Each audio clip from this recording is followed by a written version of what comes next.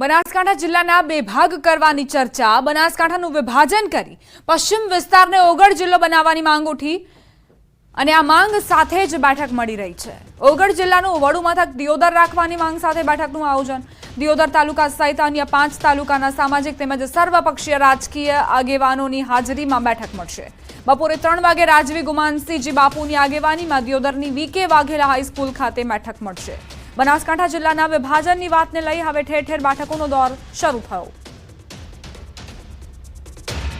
સંવાદદાતા કિશોર જોડાઈ ગયા છે વધુ જાણકારી સાથે। કિશોર, આજે આ બેઠક મળવાની છે બપોરે 3 કલાકે, શું હેતુ? ચોક્કસથી આપણે જણાવી દઉં કે ચર્ચા જાગી છે કે બનાસકાંઠા જિલ્લાના બે ભાગ કરવામાં આવશે, એટલે કે વિભાજન કરવામાં આવશે। તેને લઈને પહેલા થરાદને જિલ્લો બનાવવા માટેની માંગ ઉઠી હતી, તો હવે દિયોદરને જિલ્લો બનાવવા માટેની માંગ ઉઠી છે। આજે દિયોદર ખાતે દિયોદરને ઓગળ જિલ્લો બનાવવાની માંગ સાથે એક બેઠક મળવાની છે। આ બેઠકની અંદર 5 તાલુકાઓના તમામ પક્ષોના રાજકીય આગેવાનો અને કાર્યકર્તાઓ પણ હાજર રહેશે।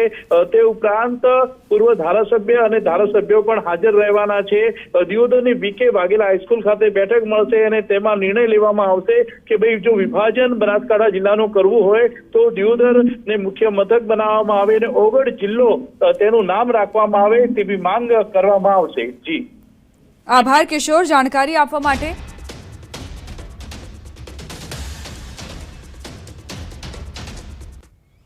ઓનલાઈન ટાસ્કના નામે લાખોની છેતરપિંડી, 18 લાખથી વધુની છેતરપિંડી આચરી ઉચ્ચ વળતરની લાલચ આપી લાખો ખંખેર્યા। સુરત સાયબર સેલે 2 આરોપીને મુંબઈથી ઝડપ્યા। ટાસ્કના બદલે સારું વળતર મળશેની લાલચ આપી હતી। અલગ અલગ બેંક એકાઉન્ટમાં નાણાં ટ્રાન્સફર કરાવ્યા હતા। પૈસા ટ્રાન્સફર કરાવ્યા બાદ નફો કે ભરેલ રૂપિયા પરત ન મળતા ફરિયાદીએ આરોપીઓ વિરુદ્ધમાં Surat cyber crime cell police સ્ટેશનમાં ફરિયાદ નોંધાવી।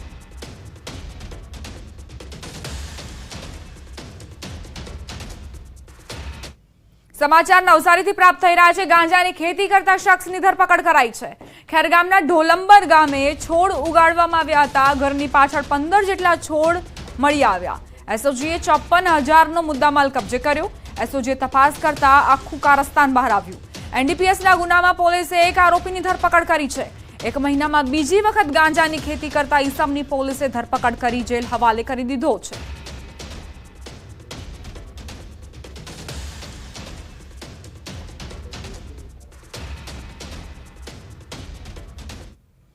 બુલેટિનમાં રોકાઈશું એક નાનકડા વિરામ માટે। આપ જોતા રહો ન્યૂઝ 18 ગુજરાતી।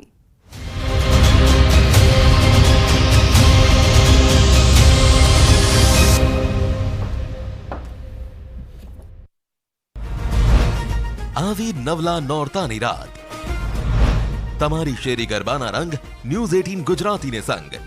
ન્યૂઝ 18 ગુજરાતીના વોટ્સએપ નંબર 6303904475 પર મોકલો તમારી શેરી ગરબાના વિડીયો। શેરી ગરબાની રમઝટ રોજ બપોરે 2:24 કલાકે।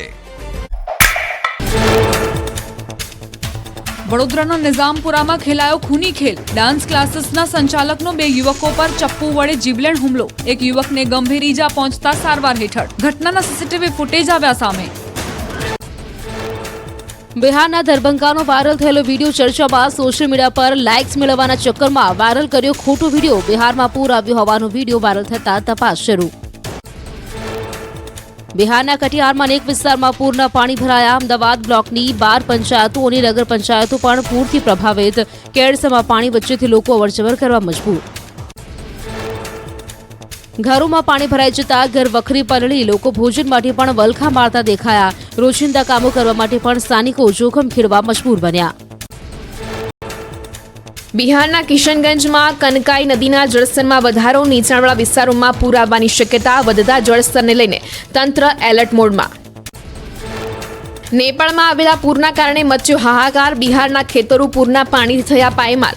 ખેતરોમાં પાણી ભરાઈ જતા ઊભો પાક નષ્ટ। ખેડૂતોને નુકસાન ભોગવવાનો વારો। રાજ્યમાં આગામી 7 દિવસ વરસાદની શક્યતા નહિવત। વરસાદને લઈ હવામાન વિભાગે કરી આગાહી। દક્ષિણ ગુજરાતમાં હળવા વરસાદની સંભાવના। કચ્છ સૌરાષ્ટ્રમાં વાતાવરણ સૂકું રહેશે।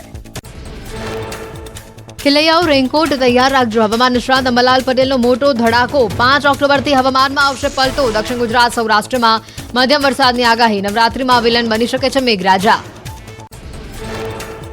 ઉત્તર ગુજરાતના ખેડૂતો માટે છે સારા સમાચાર. શિયાળુ પિયત માટે ધરોઈ ડેમમાંથી પાણી પૂરું પાડવામાં આવશે. ધરોઈ ડેમ 87.74% ભરાતા નિર્ણય કરાયો.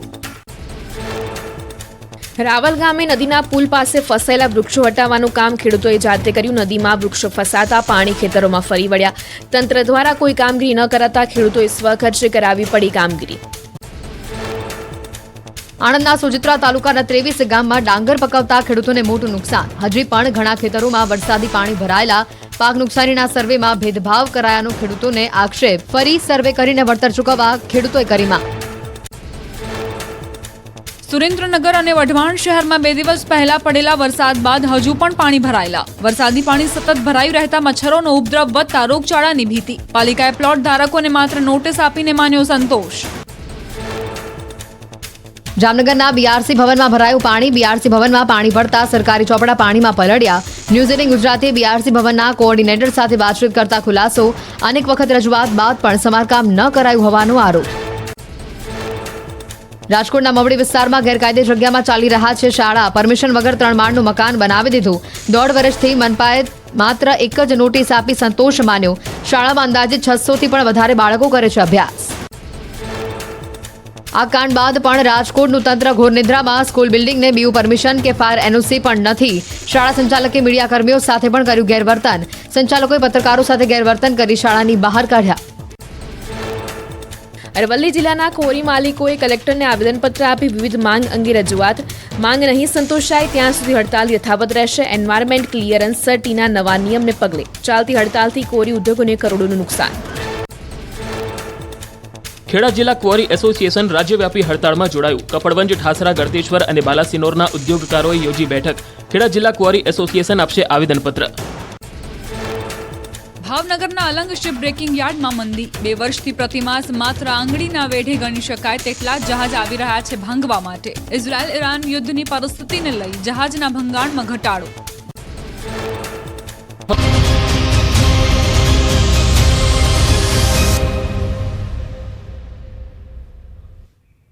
Welcome back. ડાયમંડ સિટી સુરતમાં રત્ન કલાકારોની હડતાળ. વરાછાની ડાયમંડ કંપનીમાં કર્મચારીઓ હડતાળ પર ઉતર્યા. સેલરી અને બોનસને લઈને વિરોધ થઈ રહ્યો છે. 2 દિવસથી કર્મચારીઓ વિરોધ દર્શાવી રહ્યા છે. સામી દિવાળીએ કંપનીએ કર્મચારીઓને આ બાબતે લાભો આપવાની ના પાડતા જ કર્મચારીઓ વિફર્યા અને વિરોધ દર્શાવ્યો. કર્મચારીઓએ કંપનીના ગ્રાઉન્ડમાં બેસી કામ નહીં કરીને પોતાનો રોષ ઠાલવ્યો છે.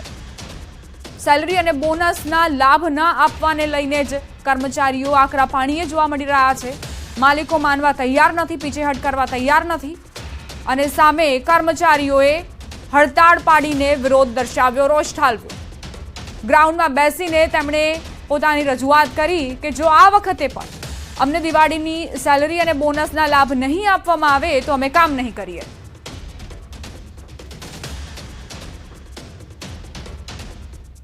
સંવાદદાતા કીર્તેશ લાઈવ જોડાઈ ગયા છે. તેમની પાસેથી વધુ જાણકારી લઈશું. કીર્તેશ, કર્મચારીઓ હડતાળ પર ઉતર્યા છે. રત્ન કલાકારોનું શું કહેવું છે, રજૂઆત શું છે તેમની? બિલકુલ એશિયન સ્ટાર કંપની છે જેનો મુખ્ય ગેટ બંધ કરી દેવામાં આવ્યો છે.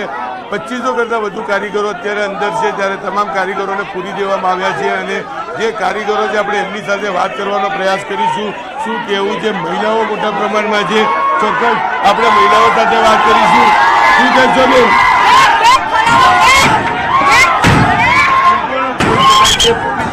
અત્યારે પોલીસ દરવાજો ખોલવાનો પ્રયાસ કરી રહી છે. મહિલાઓ છે. બેન, કેટલા ટાઈમની અંદર પૂરી રાખવામાં આવ્યા છે તમને?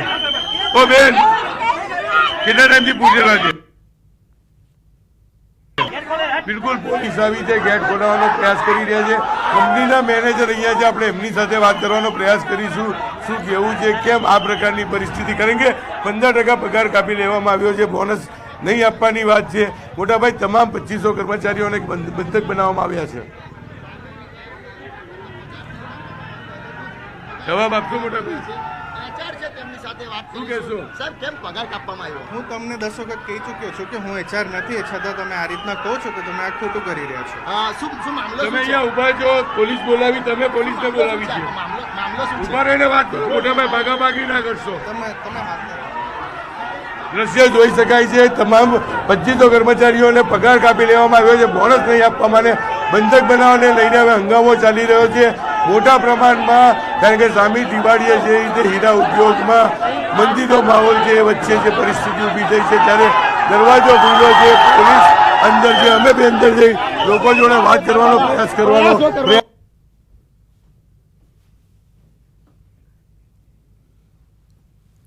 તો આ તાનાશાહી જુઓ, આ રત્ન કલાકારો જેમને બંધક બનાવવામાં આવ્યા છે, દરવાજો બંધ કરી દેવામાં આવ્યો છે. અમારા સંવાદદાતાએ તેમની સાથે વાતચીત કરવાનો પ્રયત્ન કર્યો તો કોઈ જવાબ આપવા પણ તૈયાર નથી.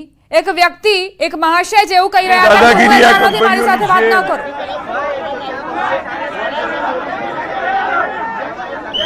જી બિલકુલ કીર્તેશ, જે પ્રકારના દ્રશ્ય છે જોઈ શકાય કે જે પ્રકારે કહી શકાય કે અંદર તમામ લોકોને પૂરવામાં આવેલા છે, અમને પણ ધક્કા મારવામાં આવેલા છે. જે પ્રકારે અમારી સાથે વર્તન થઈ રહ્યું છે, દ્રશ્ય જ કહી જાય છે. 2500 કરતા વધારે લોકોને બંધક બનાવ્યા છે. લોકો બોલવા માંગે છે, લોકો આક્રોશ છે, પણ મીડિયા સાથે તમામ લોકોને વાત નથી કરતા. અંદર 2500 કરતા વધુ કર્મચારીઓને માલિક દ્વારા બંધક બનાવવાની વાત સામે આવી શું રહી છે. કહેવું છે? પોલીસ અહીં આવી છે તો શું કરી રહી છે? પોલીસને નથી દેખાતું કે કર્મચારીઓ સાથે શું થઈ રહ્યું છે?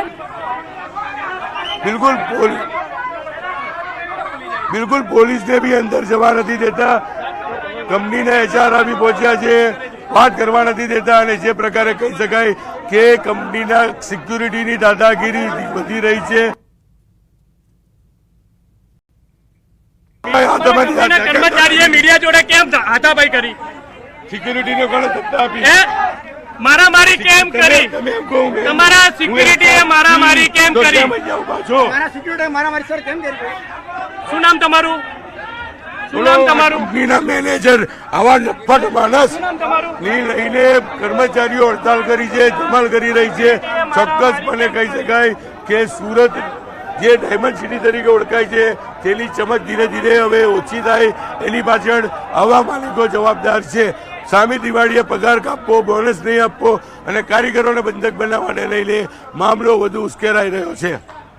કીર્તેશ, આ કંપનીનું નામ છે એશિયન સ્ટાર અને તેની ઉપર તે લોકોએ પબ્લિસિટી કરવા માટે લખ્યું છે કે એસ્ટાબ્લિશમેન્ટ 1971, એટલે 1971 થી અમે આ કંપની ચલાવી રહ્યા છીએ, સારી રીતે ચલાવી રહ્યા છીએ. તો કર્મચારીઓને આ પ્રકારનું વર્તન તમે આપશો? અમારા સંવાદદાતા કીર્તેશ પાસે ફરી એક વખત જઈશું, પરંતુ આ તસવીરો જુઓ. સિક્યોરિટી ગાર્ડ જે મારામારી કરી રહ્યા છે, કર્મચારીઓને દરવાજો બંધ કરીને મીડિયા સાથે વાતચીત કરતા અટકાવવામાં આવ્યા છે. શું સાબિત કરવા માંગે છે આ લોકો? કંપની છે એટલે સર્વા પોતાને સમજી બેઠા છે. 15% તમે પગાર કાપશો તો કર્મચારીઓ વિરોધ પણ ન કરે અને મીડિયાને પોતાની રજૂઆત પણ ન કરે. ડાયમંડ સિટી સુરત, જેની ઓળખ છે રત્ન કલાકારો અને તેમના જ અધિકારોનું હનન.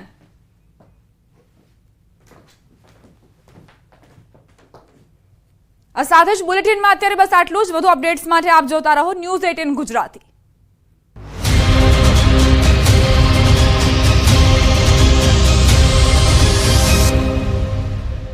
એરટેલ 2